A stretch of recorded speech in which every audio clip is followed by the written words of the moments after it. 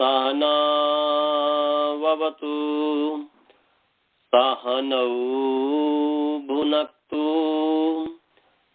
सह वीर्यं करवावहै तेजस्विनावधीतमस्तु मा विद्विषावहै।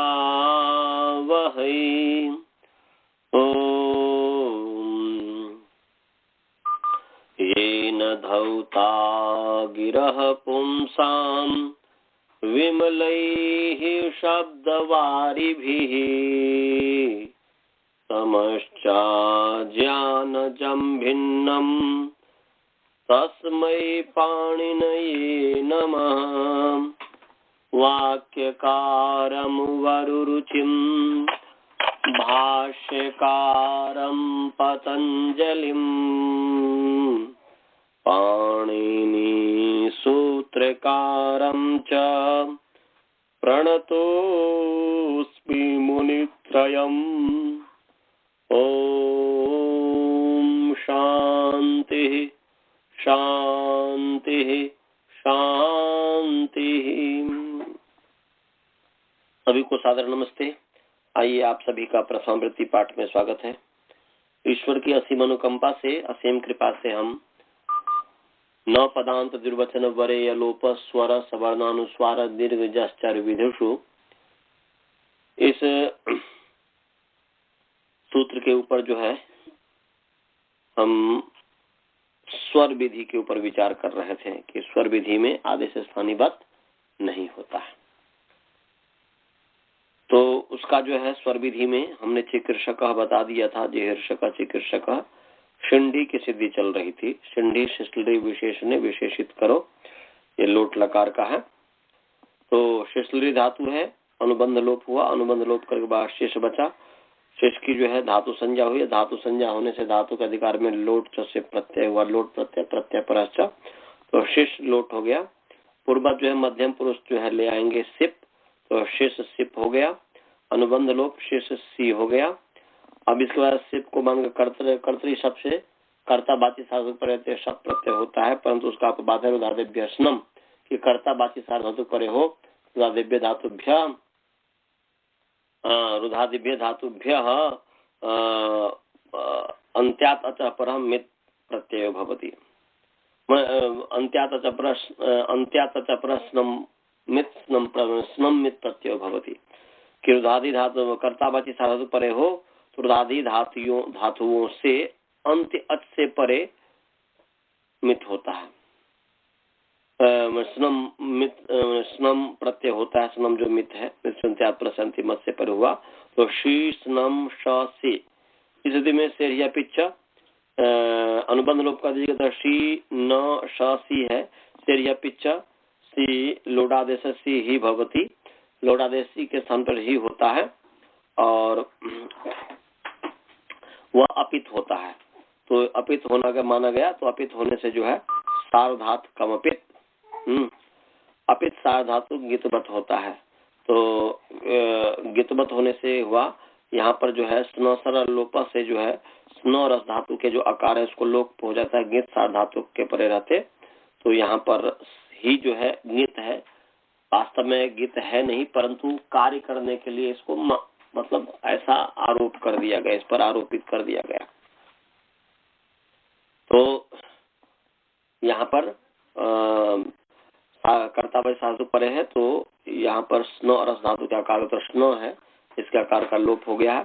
तो शी न हलंत, श हलंत है ही और ही है। इसके पश्चात शी न स ही यहाँ तक हमने बता दिया था, या हु झल विभेदी भी शायद बता दिया था। हु और झलंत अंग से परे जो है ही को मान करके शी न स की अंग संज्ञा होने से हु और झलंत जो अंग है उससे परे ही को धी होता है।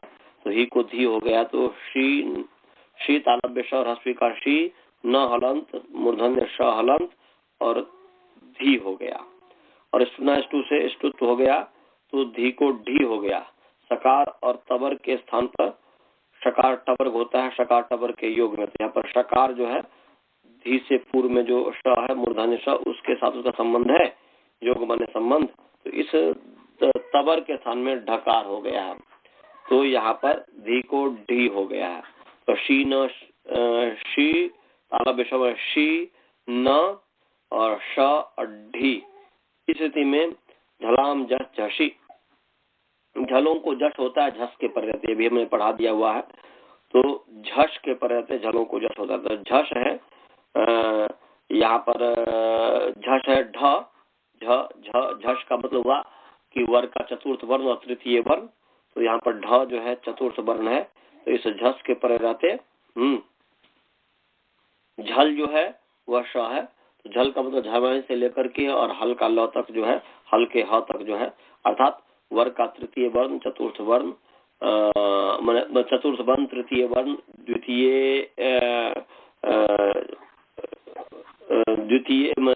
तृतीय वर्ण, द्वितीय वर्ण और प्रथम वर्ण और ऊष्म वर्ण, इसका नाम है झल। तो यहाँ पर श जो है झल है, उस झल को जस हो गए स्थान से, जस बने तृतीय वर्ण। तो श का स्थान मूर्धा है, तो जब गढ़ द में जो मूर्धा है, तो ड जो है मूर्धा स्थानीय है, मूर्धन्य वर्ण है, इसलिए श को ड हो गया। तो शी न ड और ढी हो गया। यहाँ तक हमने पढ़ा दिया था शायद। इसके बाद जो है झरो झरी सवर्णे, इसका ये भी अर्थ बता दिया हो ना जी? हाँ सर, बता दिया हुआ हो ना? मैंने यहाँ पर हम रुक गए थे क्योंकि समय हो गया था। यहाँ पर रुक गए थे सर जी, बताना है मेरा ख्याल। अच्छा, झरोझरी सवर्णे पढ़ाया नहीं हूँ, तो चलिए निकाल लीजिए। 8.2.64 नंबर सूत्र है, अष्टम अध्याय दूसरे पाद का, चौथे पाद का 64। अष्टम अध्याय चतुर्थ पाद का है ना सर जी? पाद का है। अष्टम में दूसरा बोल दिया, गलत बोल दिया।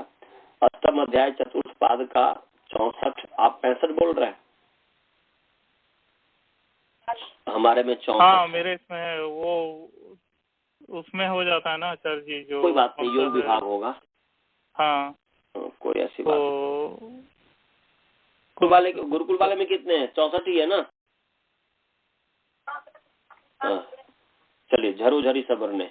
झरह रेफांत पुमलिंग झर शब्द षष्ठी विभक्ति एक वचन, और झरी रेफांत पुमलिंग झर शब्द सप्तमी विभक्ति एक वचन। सवर्णे अकारांत नपुंसक लिंग सवर्ण शब्द सप्तमी विभक्ति एक वचन। ये पदच्छेद हो गया।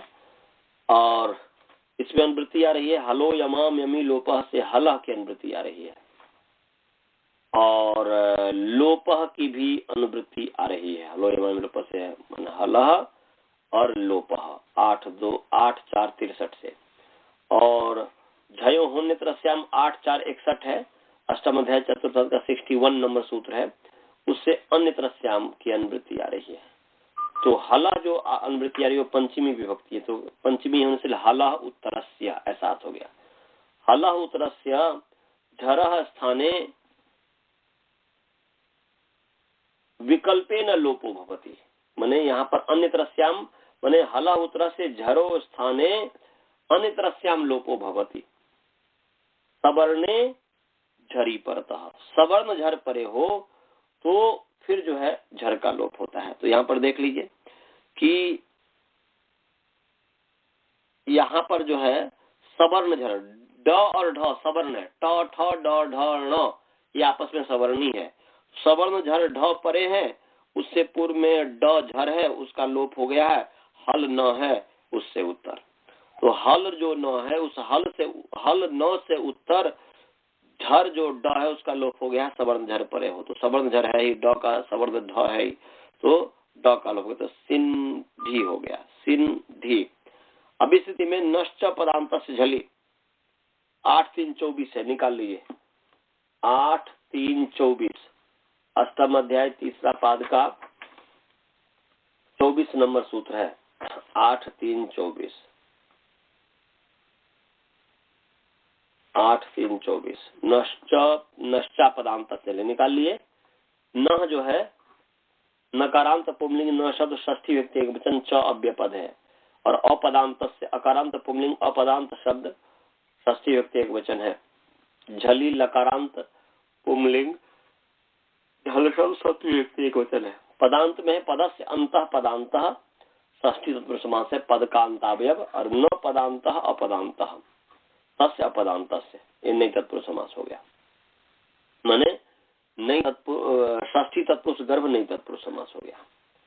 और अनुवृत्ति आ रही है, ऊपर जो सूत्र है मोनुस्वारा 8-3-23, उस मोनुस्वारा की अनुवृत्ति आ रही है। और तयोर वाच्य संहितायाम जो है 8-2 सबसे अंतिम 108 नंबर सूत्र है शायद, उससे 108 है, उससे संहितायाम की अनुवृत्ति आ रही है जी।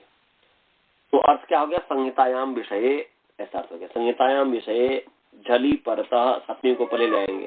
संहितायाम विषय झली परतः अपदांतस्य न षष्ठी है, तो अपदांतस्य न अर्थात नस्य नकारस्य, तो अपदांतस्य नकारस्य, अपदांतस्य नकारस्य, तो यह है ही। और म भी है, मनुष्य से म की भी अनुवृत्ति आ रही है। अपदांतस्य नकारस्य और मकारस्य च इसमें च माने और, यहाँ पर समुच्चय अर्थ में है और।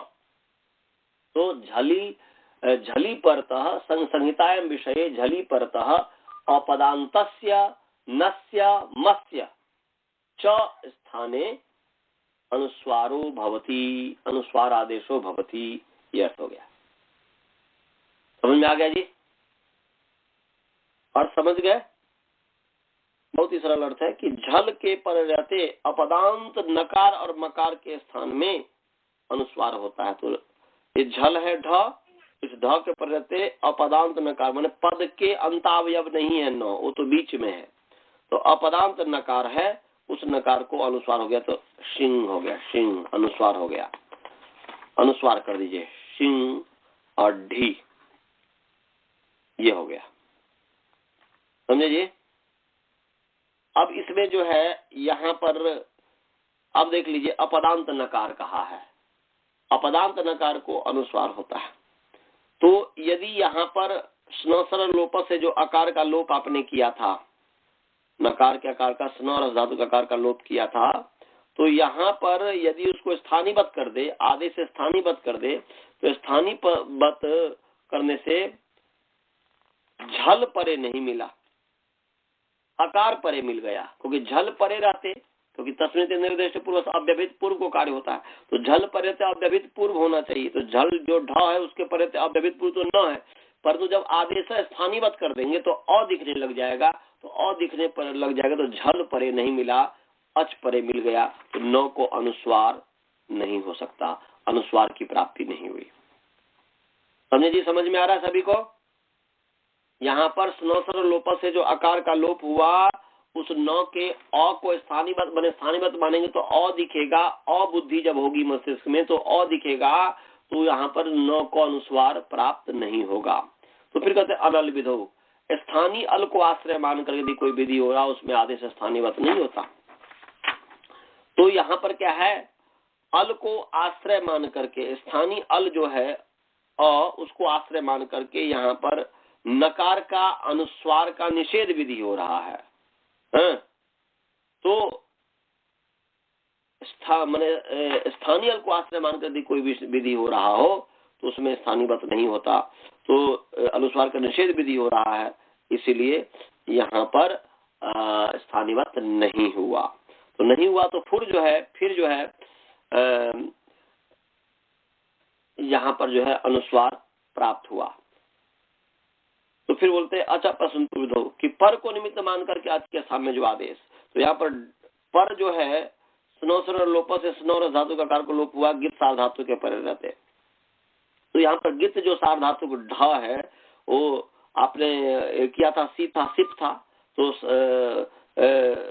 सेरिया पिक्चर से जो सी को ही हुआ था, और उसको जो है सार धातु गितबत होता, तो गितबत होने से सार धातु गित परे मिल गया। तो उस पर को निमित्त मान करके यहाँ पर जो है स्नो धातु, स्नो और धातु के आकार का, स्नो के आकार का लोप हुआ है, तो पर को निमित्त मान करके यहाँ पर अच के स्थान पर आदेश लोप आदेश हुआ, और पूर्व विधि कर्तव्य में स्थानीय जो अच है उससे पूर्व में जो है निषेध विधि हो रहा है उसमें, या पूर्व विधि पूर्व जो देखना है स्थानीय से देखना, तो स्थानीय अ जो है उससे पूर्व, तो उससे पूर्व में जो है निषेध विधि हो रहा है, उसमें स्थानीवत नहीं होगा। अच्छा, स्थानीवत हो जाएगा, स्थानीवत हो जाएगा। पूर्व विधि स्थानीय निषेध विधि है, उसमें स्थानीवत हो जाएगा। स्थानीवत जब हो गया तो फिर ये यहाँ पर कहते हैं कि न पदांत, तो यहाँ पर स्थानीवत हुआ तो फिर अनुस्वार नहीं हुआ, तो फिर कह रहे न पदांत द्विवचन वरे या लोप स्वर सवर्ण अनुस्वार दीर्घ विधि। तो यहाँ पर जो है अनुस्वार विधि है, यहाँ पर अनुस्वार, स्वर विधि और अनुस्वार विधि हमने एक बताया था, तो ये अनुस्वार विधि है। उस अनुस्वार विधि में क्या है कि स्थानीवत नहीं होता, तो स्थानीवत नहीं हुआ तो फिर यहाँ पर न को अनुस्वार हो गया, तो शिंडी बन गया। समझ गया जी? ऊपर हम शिंडी। अनंत जी समझ में आ रहा है? जी अच्छा अनंत जी समझ में आया? गुरुकुल वाले को समझ में आ रहा है जी? हेलो, समझ में आ रहा है? मन इधर उधर तो नहीं भगा रहे हो ना? इस पर पूरा मन कंसंट्रेट करो, अर्जुन की तरह। जैसे द्रोणाचार्य ने कहा था वहां क्या है पीपल के ऊपर, तो उसको आंख दिखता था। यहाँ इतने दूर से मैं पढ़ा रहा हूँ, पूरी एकाग्रता होनी चाहिए इसी में, बाद में खेल लेना, इसी में एकाग्रता होनी चाहिए। तो इस स्थिति में शिंडी है, इस स्थिति में जो है अनुस्वार से ही पर सवर्ण, ये सूत्र लगा कि यही के यही बहुत सरल अर्थ है। यहाँ पर अनुस्वारस्य 8-4-57 है, परंतु यहाँ पर किसी की अनुवृत्ति नहीं आएगी। अनुस्वारस्य अकारांत पुंलिंग अनुस्वार शब्द षष्ठी विभक्ति एक वचन यही, यकारांत पुंलिंग यही शब्द सप्तमी विभक्ति एक वचन, पर सवर्ण अकारांत पुंलिंग पर सवर्ण शब्द प्रथमा विभक्ति एक वचन है।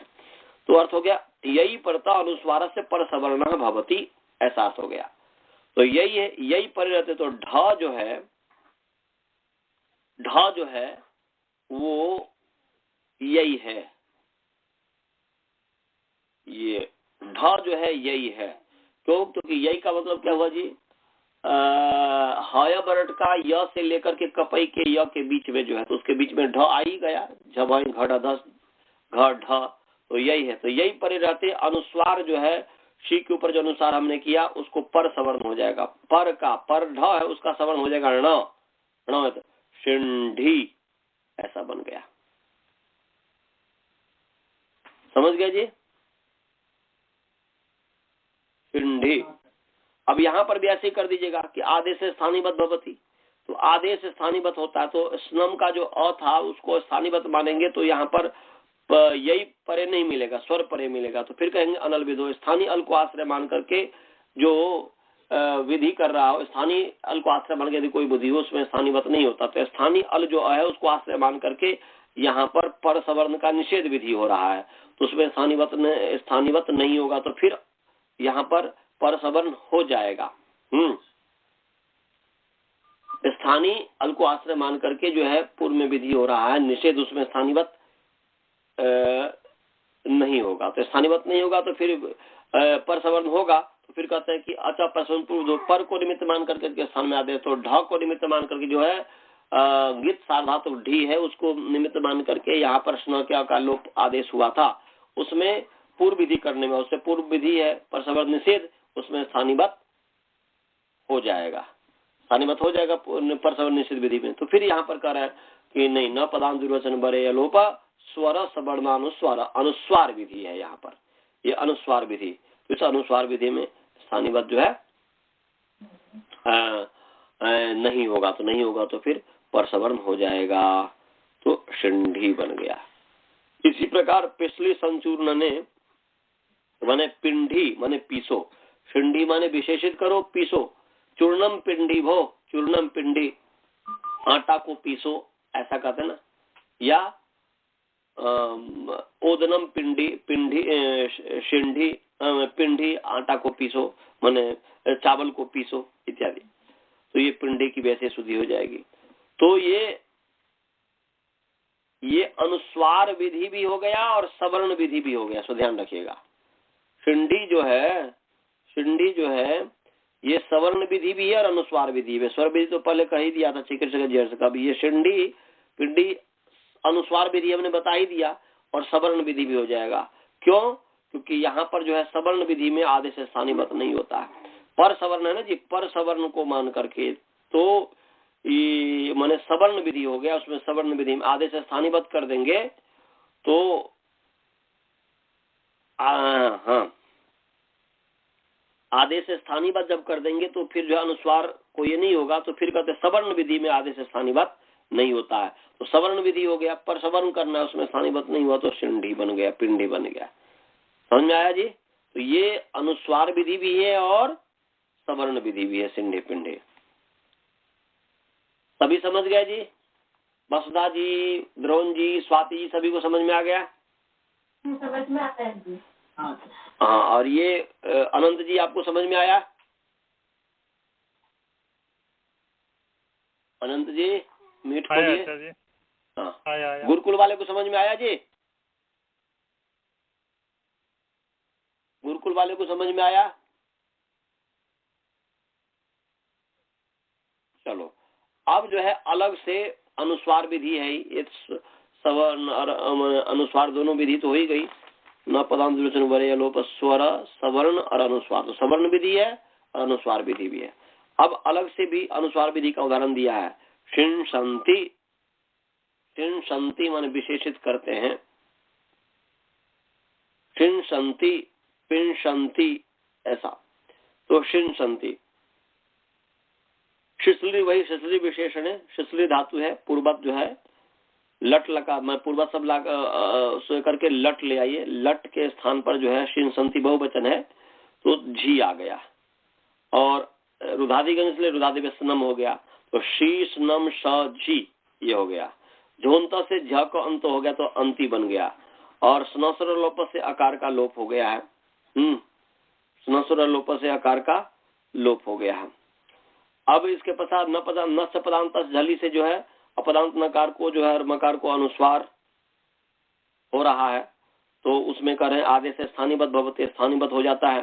तो स्थानीबद्ध होने से जो है अ दिखेगा, अ दिखने से फिर जो है यहाँ पर झल परे नहीं मिलेगा अ दिखने से, तो फिर कह रहे हैं कि अनुस्वार विधि में आदेश स्थानीबद्ध नहीं होता। अनल वैसे सब घटा लीजिएगा, स्थानीबद्ध से आदेश स्थानीबद्ध होगा, फिर बोलते अनलविध हो, कहते हैं स्थानीय अल को आश्रय मान करके आदेश स्थानीबद्ध नहीं होता, तो स्थानीय अल को आश्रय मान करके वहां पर निषेध विधि हो रहा है अनुस्वार का, उसमें स्थानीबद्ध नहीं हुआ तो फिर अनुस्वार हुआ, तो फिर कहता है प्रश्न पूर्व पर को निमित्त मान करके स्थान में आदेश, तो यहाँ पर जी को निमित्त मान करके जो है क्योंकि स्नोस्वरूप सार्धातु के गित मैंने के तो यहाँ पर गित है, क्योंकि जी है सार्धात कंपित अपित सार्धातु गितबत होता है, तो गितबत होने से कंगति जैसे अपित सार्धातु गितबत होने से जो है स्नो सरलोप के सार्धातु गित के परत यहाँ पर स्नो के आकार का लोप हुआ था, तो उसमें कह रहे हैं कि पर को निमित्त मान करके स्नो के अंति को निमित्त मान करके झी को निमित्त मान करके स्नो के अ का लोप हुआ था, तो उससे पूर्व में विधि कर रहे हैं क्या पूर्व जो विधि कर रहे हैं निषेध विधि हो रहा है उसमें, तो उसमें स्थानीबद्ध स्थानीय से पूर्व में स्थानीय जो का उससे पूर्व में जो विधि हो रहा है निषेध हो रहा है उसमें स्थानीबद्ध हो जाएगा। स्थानीबद्ध होने से निषेध न को अनुस्वार नहीं हुआ, तो फिर कहते हैं न पदांत निर्वचन बरे लोप स्वर, तो यहाँ पर ये अनुस्वार विधि में आदेश स्थानीबद्ध नहीं होता, तो नहीं होने से अनुस्वार हो गया, सिंह संति हो गया, इसके बाद फिर जो है बस हो गया, सिंह संति बन गया। सिंह संति इसी प्रकार पिंड संति बन जाएगा, माने पीसते हैं। समझ में आ गया जी? इसमें कोई विशेष था ही नहीं, हिंदी में समझा दिया था, यहाँ पर समझ में आया। गुरुकुल वाले को समझ में आया जी? श्रवण, मनीष, विद्यानंद, बालबोध सबको समझ में आया ये? शिन संति पिंड संति। आगे जो है गुरुकुल वाले आप लोग को स्काई वाले को समझ में आया जी? जी आ रहे। और आपको समझ में आया आनंद जी?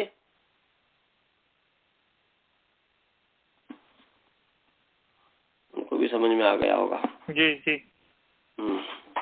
अब आगे है दीर्घ विधि। दीर्घ विधि में जो है प्रतिदीवना, प्रतिदीवना तृतीया विभक्ति एक वचन है। प्रतिदीवना प्रतिदीवन शब्द है, प्रतिदीवन के द्वारा, ये प्रतिदीपना, प्रतिदीवन शब्द है, प्रतिदीवन, प्रतिदीवन। ये जो है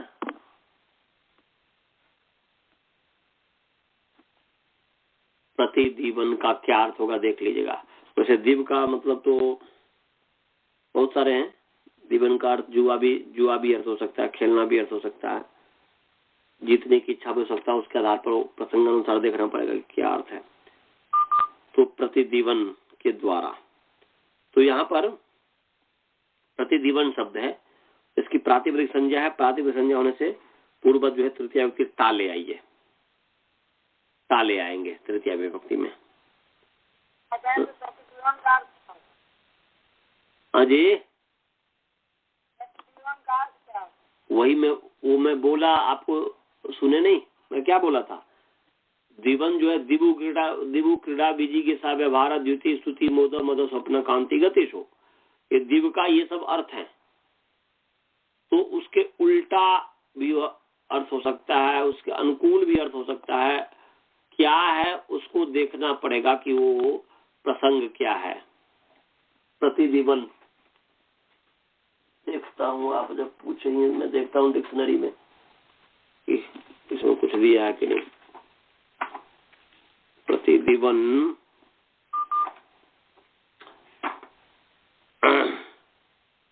प्रतिदीवन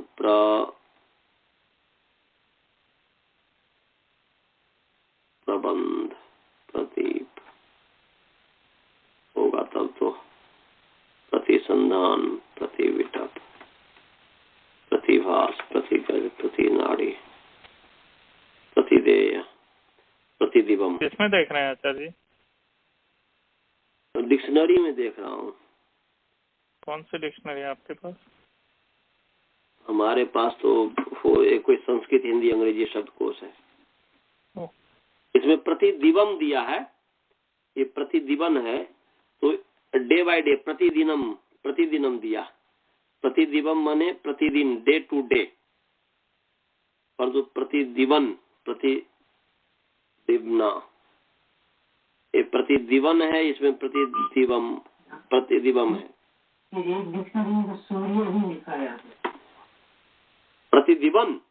हाँ, न हलंत है, न हलंत। हाँ, तो वह सूर्य भी हो सकता है, क्यों नहीं हो सकता? हो सकता है।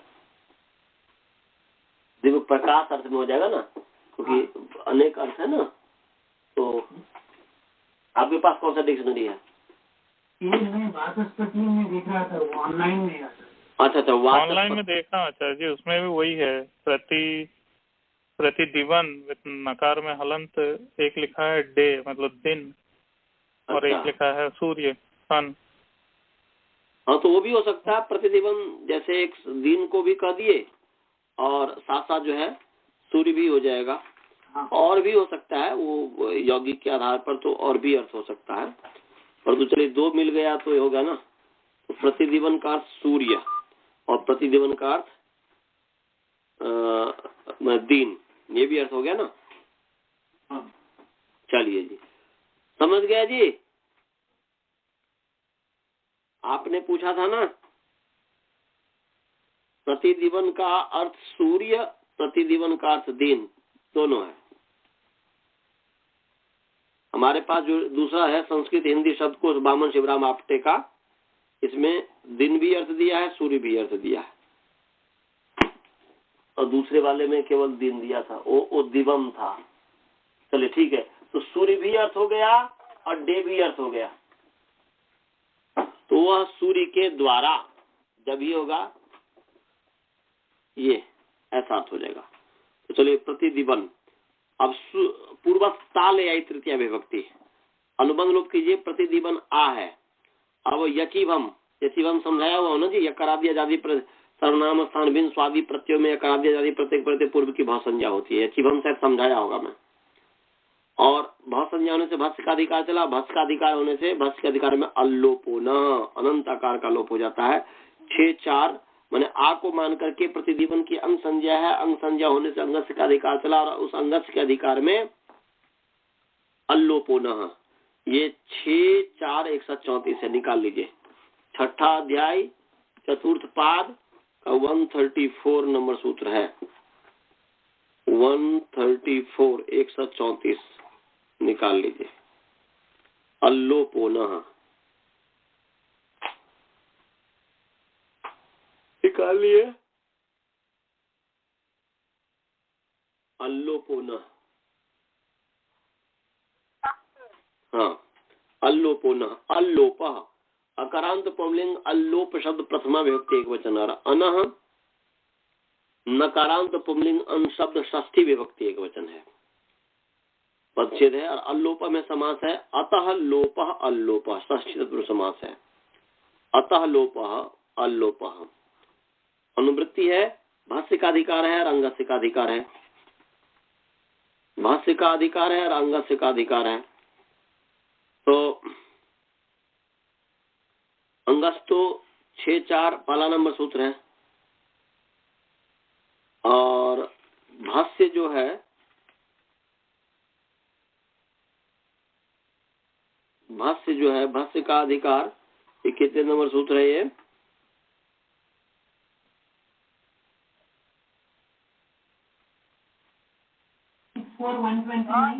129 आचार्य जी मेरे इसमें जो 64129 यहीं पर है। 129 है, 6-4-129। तो वो भाष्य का अधिकार चल रहा है। तो अर्थ क्या हो गया जी? अर्थ हो गया कि प्रत्यय परतः, क्योंकि हालांकि इसमें प्रत्यय नहीं है, पर तो बिना प्रत्यय के परे तो बहुत संज्ञा तो हो ही नहीं सकता। क्या हो जाएगा? हाँ, इसलिए प्रत्यय का अपने आप ही आक्षेप हो जाएगा, अपने आप ही अध्याहार हो जाएगा। इसलिए प्रत्यय परतः, क्योंकि बिना प्रत्यय का अंग संज्ञा हो नहीं सकता, बिना प्रत्यय का भाव संज्ञा नहीं हो सकता। तो इसलिए अंग संज्ञा और भाव संज्ञा जो किया, इसी से साबित होता है कि यहाँ पर प्रत्यय है। इसलिए प्रत्यय परतः ऐसा अर्थ कीजिएगा। प्रत्यय परतः क्या? अनंतस्य,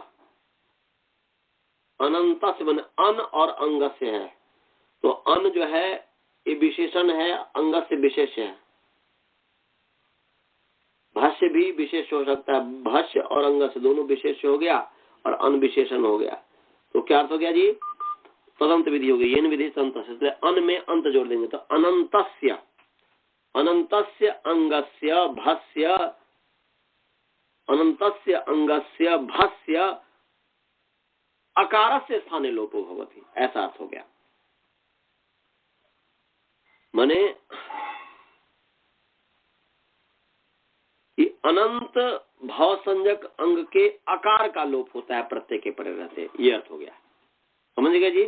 अनंतस्य भाष्य, अनंतस्य अंगस्य भाष्य अकारस्य स्थाने लोपो भवति।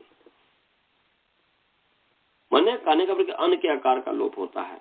तो यहाँ पर देखिए, ता को मान करके प्रतिदिवन की अंग संज्ञा है, और यचिभम यकरादि और आजादी, तो आजादी प्रत्यय आ है, उसके परते प्रतिदिवन की भ संज्ञा हुई, सर्वनाम स्थान बिन स्वादि प्रत्यय है।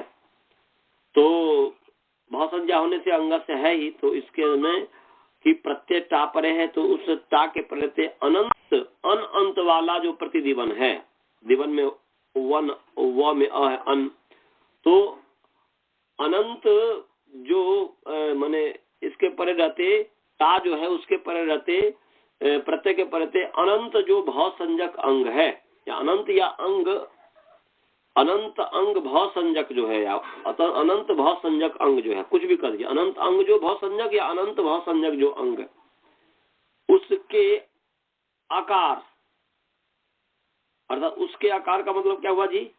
अनंत तो प्रतिदिवन है, तो उसके आकार, आकार तो दो हो गया। प्रकार प्र में भी अ है और व में भी अ है, तो किसका हो? तो इसलिए अन साक्षात कहा कि अन है।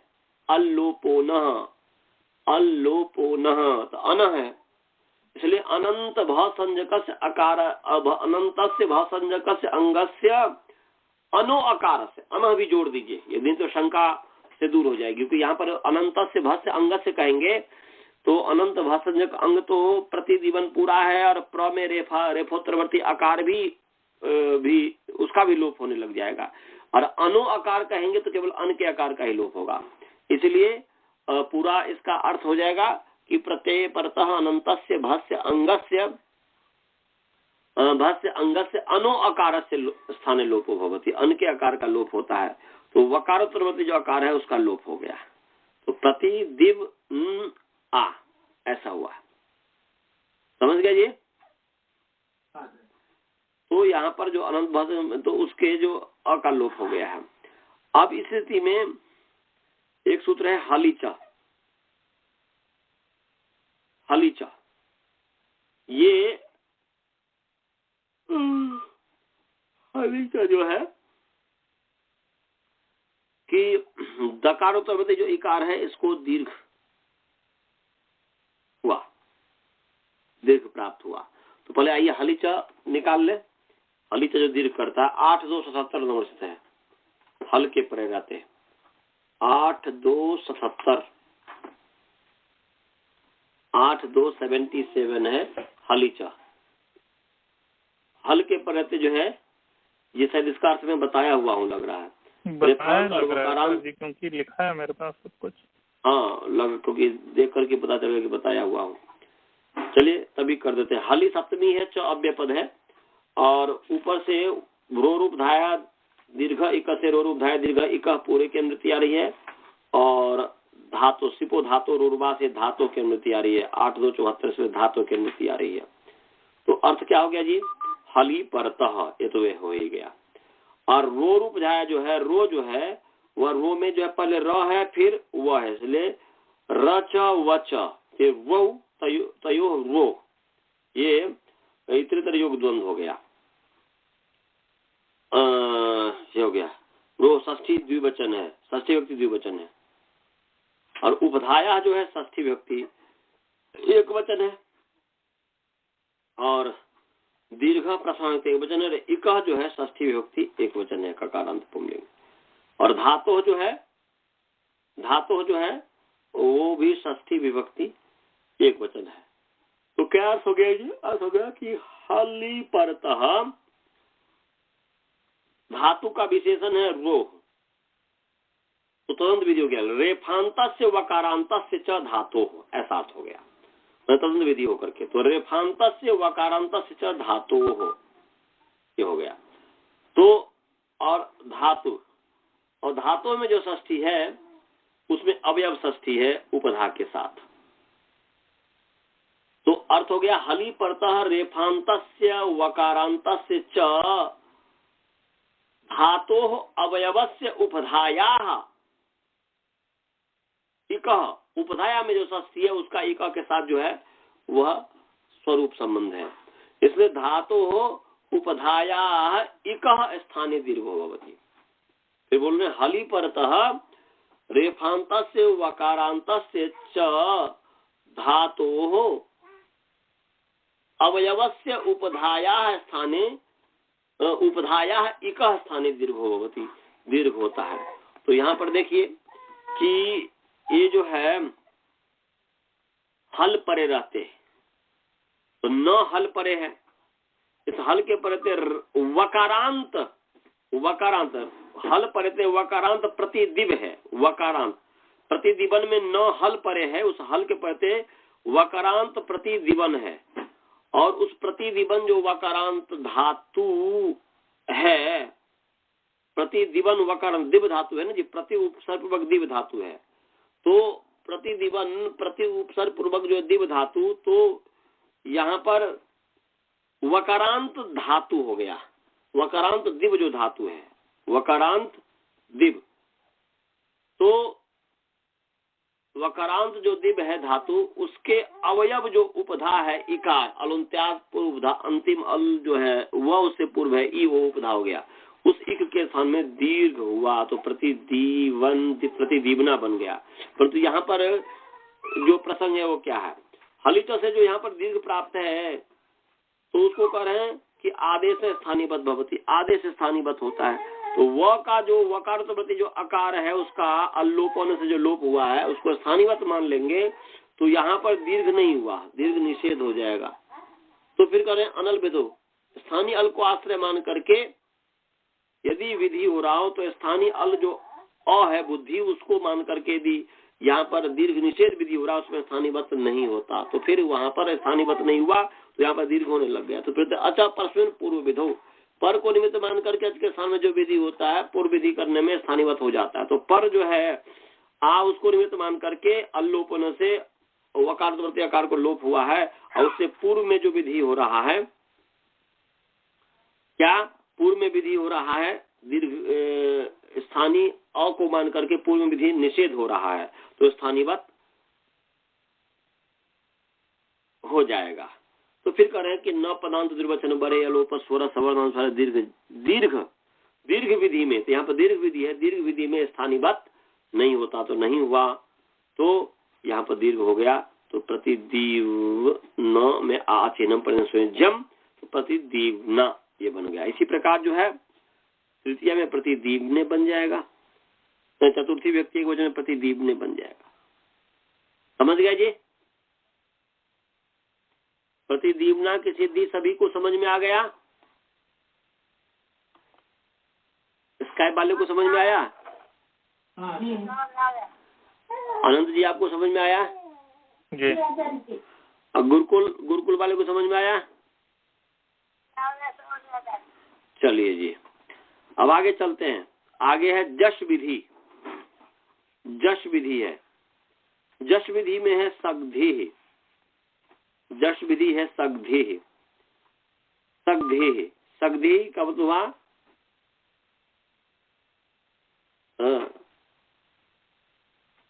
समान भोजन। सग्धि का अर्थ है समान भोजन, क्योंकि अध धातु है, अधभक्षणे है, तो समान भोजन। तो अधभक्षणे, भक्षण अर्थ में अध धातु है, तो अध का प्रयोग हुआ। अध अध अनुबंध लोप हो, धातु संज्ञा इत्यादि करके अधभक्षणे अनुबंध लोप कीजिए, आकार का लोप हो जाएगा। फिर अध है, अध की धातु संज्ञा होने से क्या हुआ? धातु संज्ञा होने से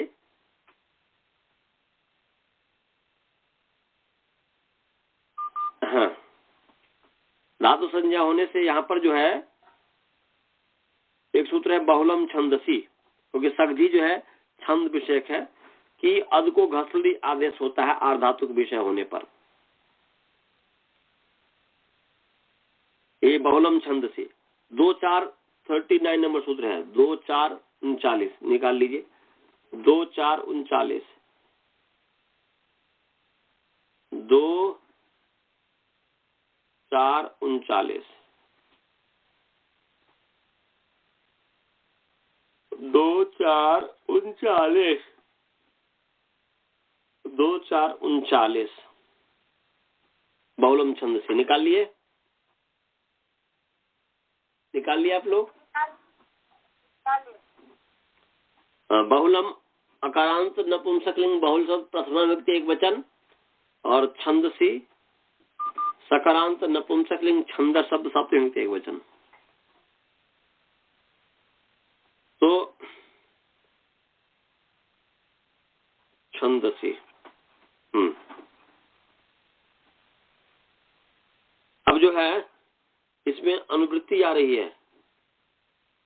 अनुवृत्ति आ रही है, ये जो घया पोष्ट है ऊपर सूत्र, उससे घयोपह माने घया पोह, इसकी अनुवृत्ति आ रही है। घया पोह, ये जो सप्तमी की द्विवचन है घया पोह, इसकी अनुवृत्ति आ रही है। और ऊपर सूत्र है 2-4-36 अदो जगधीर ल्यप्ति की से अदह की अनुवृत्ति आ रही है। और क्या हो गया जी?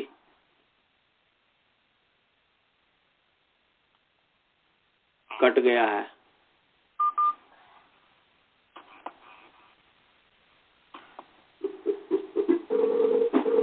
वहां पे इंटरनेट चला गया क्या? देखिए तो है? चला गया? कुछ आप छुए हुए हैं? हाँ छुए होंगे।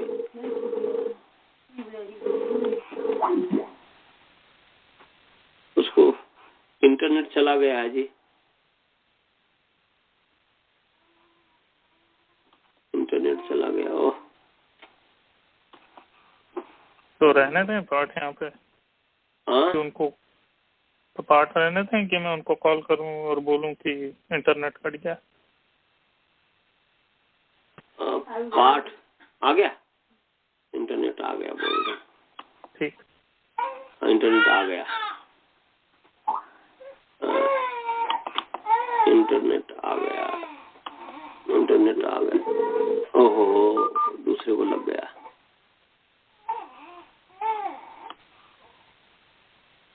दूसरे को लग गया।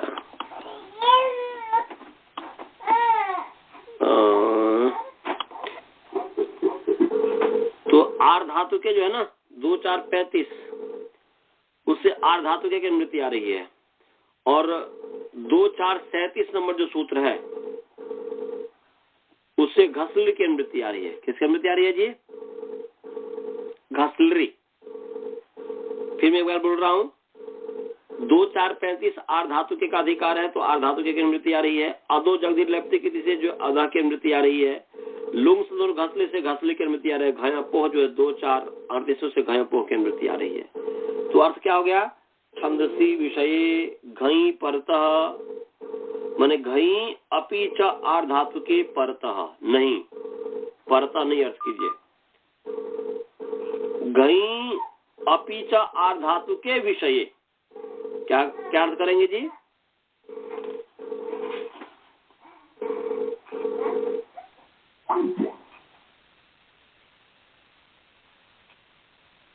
यहाँ पर आर धातु के विषय सप्तमी है।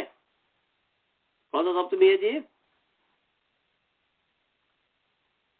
तो ऐसा अर्थ आप कर सकते हैं, इसका अर्थ जो कर सकते हैं वो कर सकते हैं आप। इसका अर्थ ऐसा कीजिए कि छंदसी विषय घई परतः अपि परतः, घई परतः अपि परतः। घई भी आर धातुक है, अब भी आर धातुक है, और अलग से भी स्वतंत्र भी आर धातुक होने चाहिए। तो छंदसी विषय घई परतः अपि च परतः और अपि परतः आर धातुके विषये च बहुलम अधः स्थाने घसलि भवति, ऐसा अर्थ कर दीजिए। क्या अर्थ करेंगे जी? घई के परे रहते भी उदाहरण मिलता है ना जी, घई के परे रहते भी उदाहरण मिलता है, अपी के परे रहते भी उदाहरण मिलता है। जैसे घासः, इसमें आया है अश्वाएव तिष्ठते घासमग्ने, अथर्ववेद का मंत्र है। तो घासः अध धातु है, उससे घई हो गया, और घई होने से घई प्रत्यय हुआ, उस घई प्रत्यय के परे रहते क्या हो गया?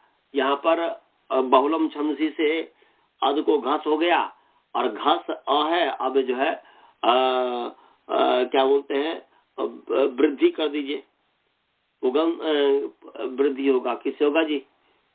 घस जो है अतो किससे होगा जी? अतोबधाया, अतोबधा से वृद्धि होगी।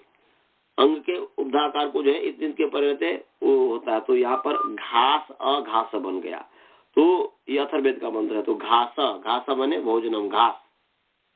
घास हिंदी से हमारे यहाँ पर घास कहते हैं। घास जो है ना, घास समझते हैं ना आप लोग? ओ जो है ये बोल रही, लिख रही है कुछ जी। घास समझते हैं? हाँ हाँ, तो घास अंग्रेजी में ग्रास कहते हैं। अंग्रेजी में ग्रास कहते हैं ना। घास, घास हमारे यहाँ पर हमारी भाषा में घास ही कहते हैं। तो ये घास, घास बन गया, समझे? तो ये घय प्रत्यांत हो गया। और बहुल करके है तो नहीं भी होता, नहीं भी होता। जैसे कि ऋग्वेद का मंत्र है अष्टामहो दिव आदो हरि इव।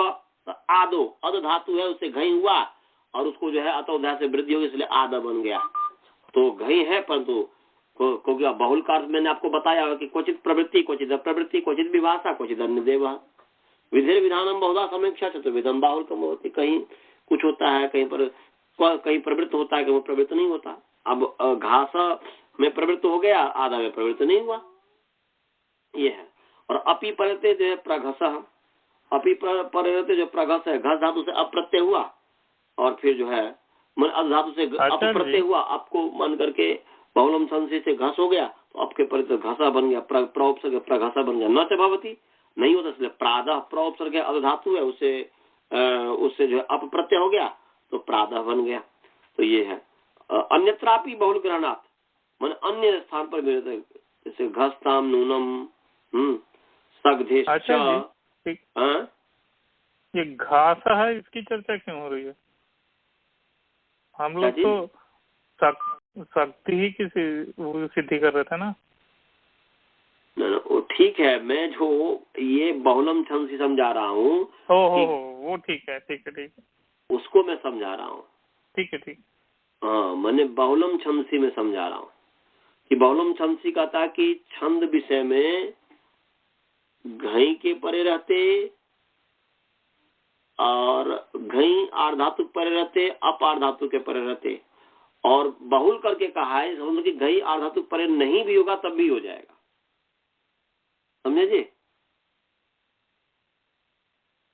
इसलिए आर्धातुक विषय भी और पर सत्य ही मान ले तो कोई ऐसी हानि नहीं है, इसके तो हानि नहीं है, क्योंकि घई और अप के परे रहते घास प्रघस इत्यादि बनता है।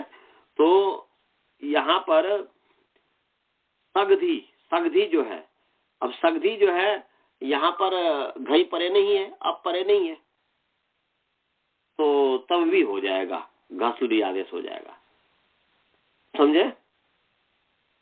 बहुलम छंद से कि छंद विषय में बहुल करके अद को घस आदेश होता है। तो घई परे नहीं है अन्यत्रापि, माने घई और अप से भिन्न अगर नहीं होगा तब भी जो है हो जाएगा। अन्यत्रापि बहुल ग्रहणात्, माने अन्य पर भी, अन्य स्थान पर भी हो जाएगा। तो तीन प्रत्यय भी परे रहते हो जाएगा, तीन प्रत्यय भी परे रहते हो जाएगा। तो यहाँ पर जो है क्या है कि अध धातु है, अध धातु से आप तीन प्रत्यय कर दीजिए, तीन प्रत्यय, स्त्रियामक तीन, स्त्रियामक तीन हो जाएगा। या पहले अद जो है, अद यहाँ पर तीन प्रत्यय किए बिना ही पहले जो है छंद विषय में जो घई परे नहीं हो तब भी जो है घई अप नहीं परे होगा, तो जो है यहाँ पर घसली हो जाएगा, तो घसली हो गया। तो इतना ही रहने देते हैं, इस पर कल विचार करेंगे। ठीक है, क्योंकि समय हो गया है, कोई शंका हो तो बोलिए, क्योंकि उन लोग भी कट गए हैं, पता नहीं इंटरनेट क्यों चला जाता है हमारा। मंत्र पाठ करें जी। ओम पूर्णमदः पूर्णमिदं पूर्णात् पूर्णमुदच्यते पूर्णस्य पूर्णमादाय पूर्णमेवावशिष्यते। ओम शांति शांति शांति। चलिए, नमस्ते। नमस्ते सर।